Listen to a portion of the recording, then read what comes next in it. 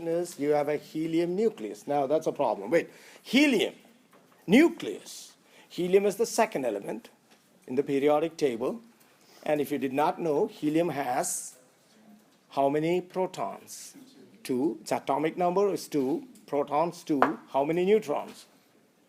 2. So helium has 2 protons and 2 neutrons in the nucleus. And of course it has 2 electrons. Because the number of electrons is equal to the number of protons always. Okay? Are you with me? So that's the helium atom that I described. But this problem talks about what? The helium nucleus. So what does the helium nucleus have? Just 2 protons and 2 neutrons. Okay, you got that? And it says, yeah, it tells you it has 2 positive charges and it gives you the mass. That's minus 27. You can't see the negative there, but I think you can see it on yours, can't you? Yeah, 10 to the power negative 27. Calculates its kinetic energy in joules at 2% of the speed of light. Oh, now you need to know the speed of light. Now you're like, do we need to know the speed of light? Yes, absolutely yes. The most important constant in physics is the speed of light. I'm telling you. There's nothing that has a speed greater than this. I'll give it to you in your units first. 186,000 miles in a second. Just think about what I said, okay? 186,000 miles in a second. But that won't work. For us, you've got to know it as 3 times 10 to the 8 meter per second, which is 300,000 kilometers per second. That's the speed of light. The symbol of the speed of light is always c. C stands for the speed of light, always. 3 times.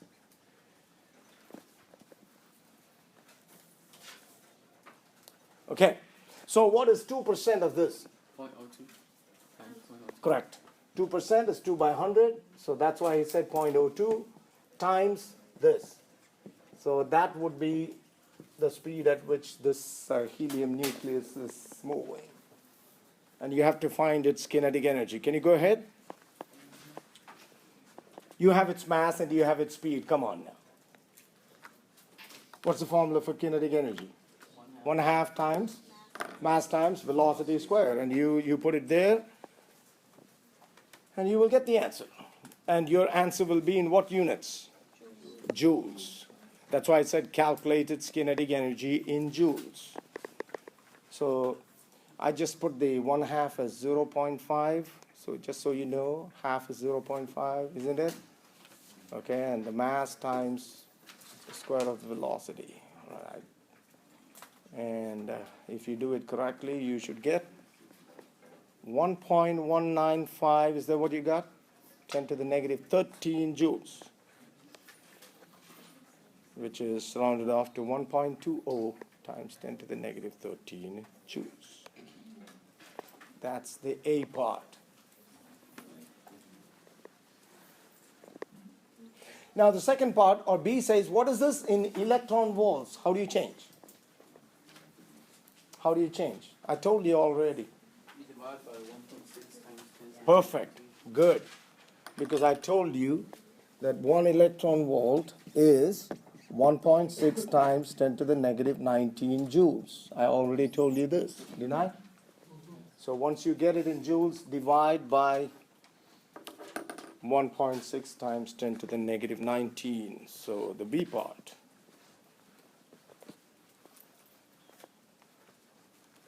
And if you want to be accurate, you always start off with the number before rounding. You see? Start with that. You see, I took that answer and I am changing it into electron volts.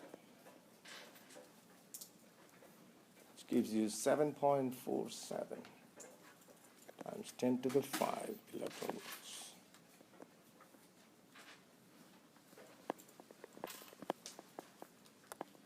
The answer already for C? No, the question is, what voltage would be needed to obtain this energy? Come on now. Same. But the unit would be volt. Once you have the energy in electron volt, that's how many volts you need for it to have that kinetic energy. Okay.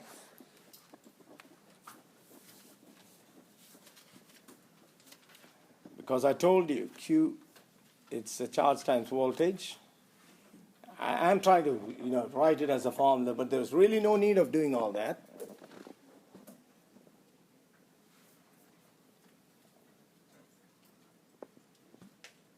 I'm trying to show it mathematically, okay? But there is no need of doing that. You heard me. I'm just trying to show that it's 2 times the charge. Why? Because there are 2 protons, all right? And I'm trying to get this as the voltage. Is it the same? Is it the same? That it's the same. But, correct. If it was an electron, then it would have been the same. But is this an electron? It's how many? 2. 2 protons. It's equal to 2 electrons. See? So that's why you got exactly half of that. Look at it. Oh. Is anybody seeing what I'm trying to say? That's why you got that number divided by 2. Did you see why it's not exactly the same? If the question was about an electron, it would have been the same. Tell me, are you getting it? Okay. Now that is a question that needs to be done in like 10 milliseconds. No, not milliseconds, but 10 seconds. That's all it deserves. Well, for that you need to know what power is. And you're like, isn't that called physics 1? Yeah. What's power? Power is work divided by time. Wait, did I say that work is nothing but energy?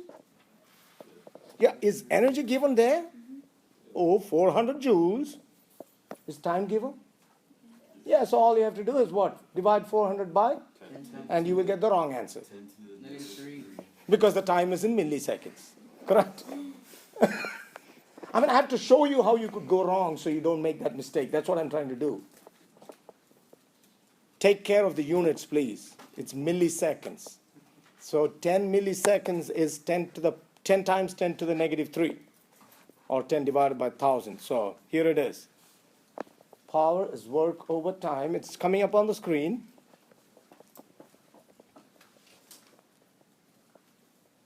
So change the milliseconds into seconds.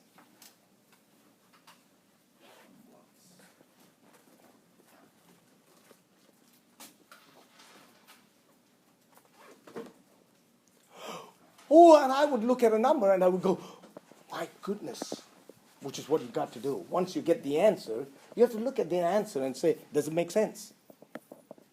It's in watts, right? It's in watts, yes. Is that a big number or a small number? 4 watts? Oh, that's 4,000. Is it 4,000? I thought it was 40,000. 40,000. 40,000 watts. My goodness, that's a huge power. To just compare that with something, I don't know, what power is this projector producing? Approximately, very approximately. Like how many watts? You have heard of those lamps, that not the new ones, not the CFLs, not the LEDs, but the old incandescent bulbs, 60 watts, 100 watts. You can't even go and touch it. Well, especially after it's on for 5 minutes, can you go and kiss it? That'll be a last kiss. Yeah. Because it's so hot. So 100 watts produces so much heat and light, is what I'm trying to say. And this is 40,000 watts. And what are you using it for? To shock a person? That's why the second part asks you, considering the high power output, why doesn't the defibrillator produce serious burns? The gel? Huh? The gel? Oh, because of the gel? The gel is actually for good contact. The gel is to have good contact because you want that person to get all that electric field and What about the voltage. insulating strips, maybe? It's because of who you are and who I am. It's because of the body. I thought I put the answer down. It's because of the high resistance of the body. What are we made of?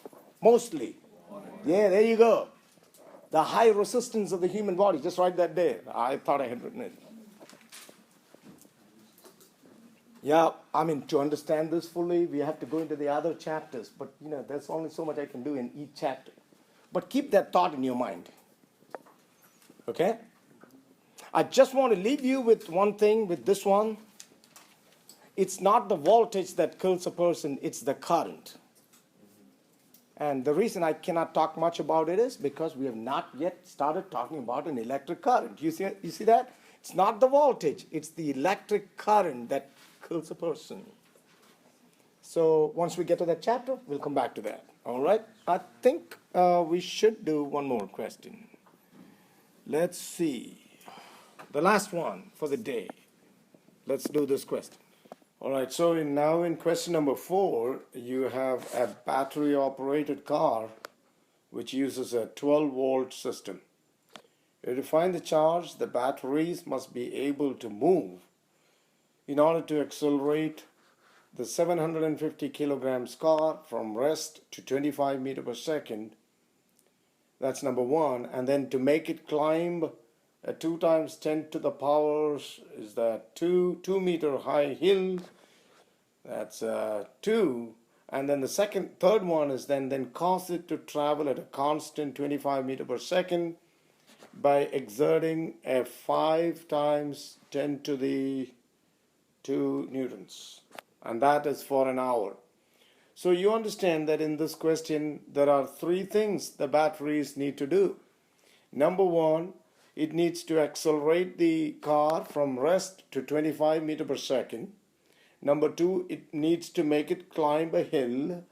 And number 3, it needs to make it move at that constant speed by exerting a force for 1 hour. So in order to do this, you have to understand that the total energy required is, first of all, in giving it kinetic energy. That is where, in accelerating it from rest to 25 meter per second, it's giving it kinetic energy. Then to make it climb that mountain, it's giving it potential energy, which is mgh.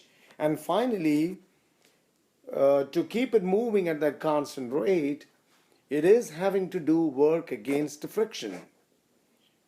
And work is given by the product of force and distance.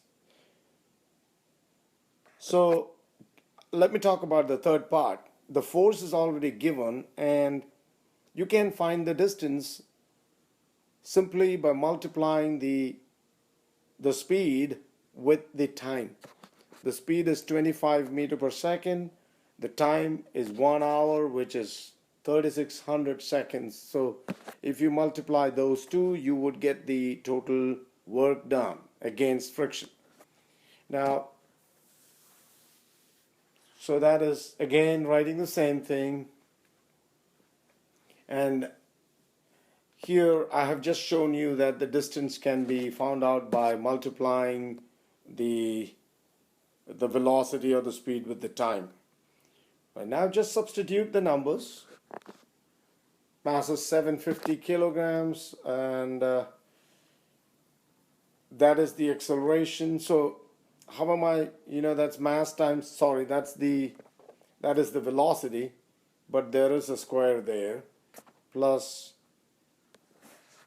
again, mg, g is 9.8 meter per second squared, and the height is given, so that is 2 times 10 to the power 2 is 200. And then the third part. Speed is 25, the time is 3600 seconds. So when you do all that, you get a total number which is 4.67 times 10 to the power 7 joules.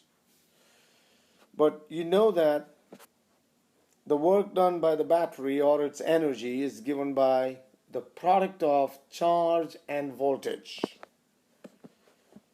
Now the reason for that is work is energy, and energy is Q times the voltage. So rearranging that, you can calculate the charge.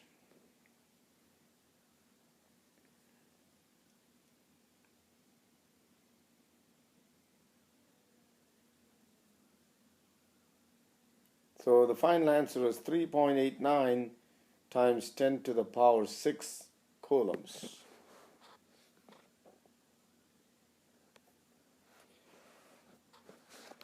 Now in the fifth question, you are asked to find the voltage near a 10 centimeter diameter metal sphere that has 8 coulomb of excess positive charge on it. So it's a sphere, it has a charge of 8 coulombs, its radius is 5 centimeter, which is half of the diameter, which you have to change in a meter. So you have the charge and you have the radius. And the formula for voltage of a sphere is exactly the same as the formula for voltage due to a point charge. So you're assuming that all the charge on the outer side of the sphere is just concentrated at its center. So that's why you have the same formula for potential due to a charge and due to a sphere. Now again, K is 8.99, which I've rounded off to 9 times 10 to the power 9. Charge is 8. The radius is 0.05 in meters. It was 5 centimeter. That is in meters,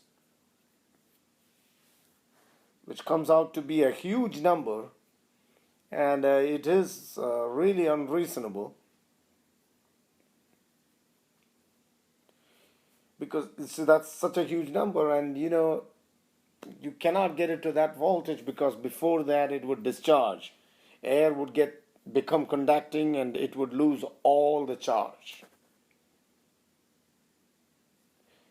And C says, which assumptions are responsible? I already stated that the charge of 8 coulomb is a really, really high charge. On day 1, I explained that 1 coulomb is not a small quantity of charge. It is a very big quantity of charge.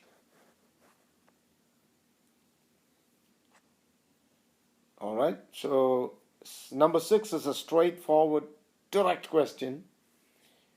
It's talking about a cell wall that is having a voltage of 80 millivolt and the thickness is 9 nanometer. You're asked to find the field strength, and the electric field strength is just voltage divided by the distance. There is the diagram. The voltage is given, it's in millivolts, you have to change it into volt. And the thickness is in nanometer, which you have to change into meter. So once you do that, you have the answer.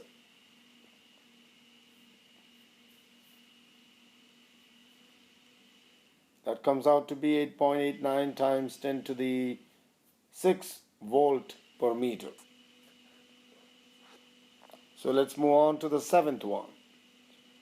It says, what capacitance is needed to store 3 microcoulomb of charge at a voltage of 120 volt? Again, a direct question. You have the charge and you have the voltage. You're asked to find the capacitance.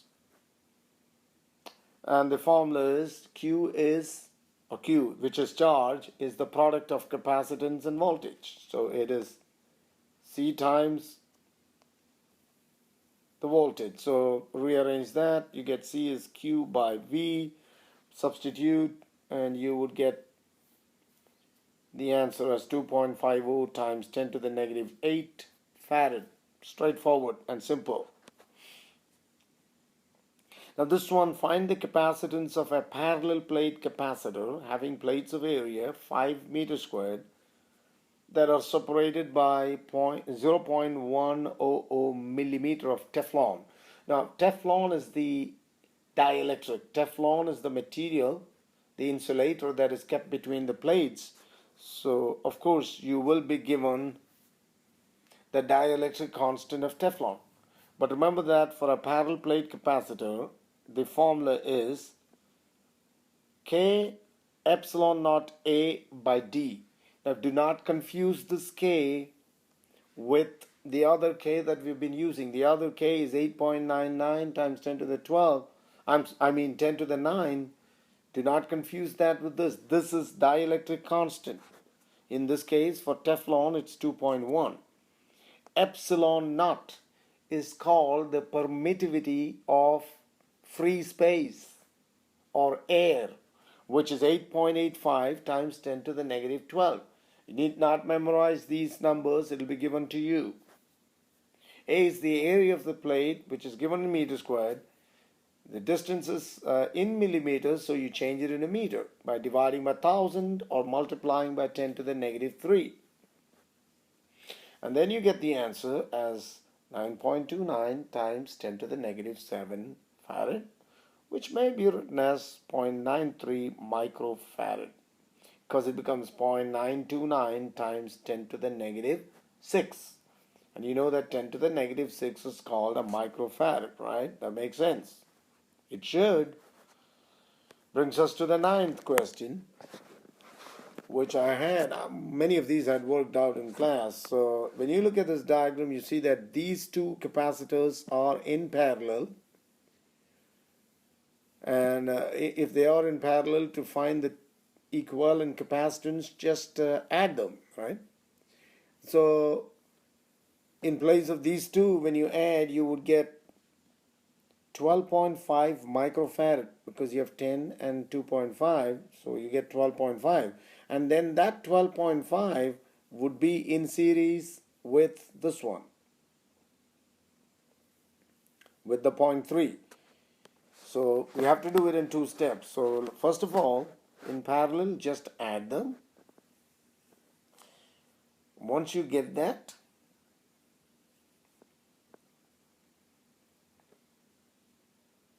which is 12.5. Remember, just keep it in microfarad. Then for series, you have to use 1 over the equivalent capacitance is equal to 1 by, well, because I call this CP and you already got it as 12.5, right? So 1 by 12.5 plus 1 by 0.3. Here I'm just giving you a shortcut to calculate that. You can do it any way you like, just put it into the calculator, but it's just sum of these two divided by the product. That's another way of doing it. And so once you do that calculation, if you're doing it your way, please don't forget that you have to take the reciprocal of this.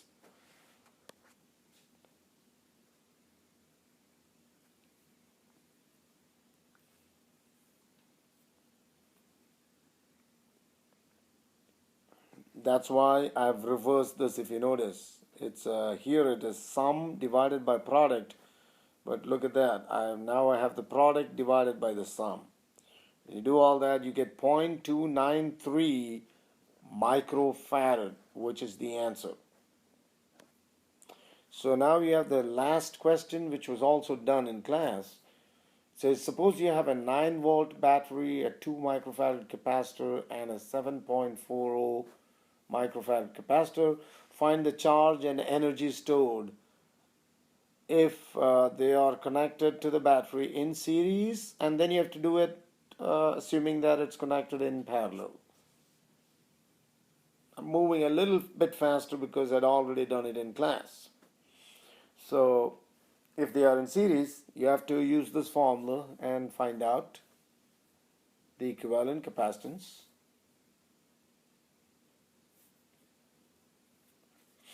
Which is simply product divided by sum, but you can only do that if there are 2 capacitors. Remember, you can only do that if there are 2 capacitors. I mean the shortcut. Okay, so product divided by sum gives you 1.7575 microfarad. Then to find the charge, Q is the product of capacitance and voltage. You have the capacitance, and now, of course, when you multiply, you have to change it into farads. The voltage is 9, and you would get 1.42 times 10 to the negative 5 coulombs. That is the charge. Now, the energy is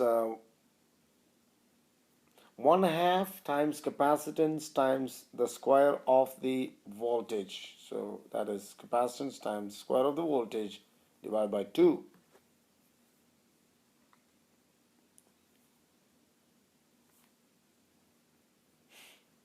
you do all the calculations, you would get 6.38 times 10 to the negative 5 joules.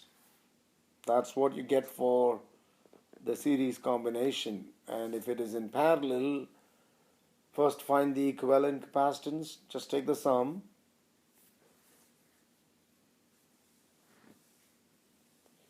And then find the charge. Q is the product of capacitance and voltage. Speed it up a little bit. Okay, I still have it in microfarads, so the answer is, and then I see when I wrote the answer, I've included 10 to the negative 5 because I changed the microfarad into farad. And like last time, find the energy using this formula. And you get the answer as 3.81 times 10 to the negative 4 joules. So that's how you do that. All right, thank you, and I hope this is going to be useful for the exam tomorrow.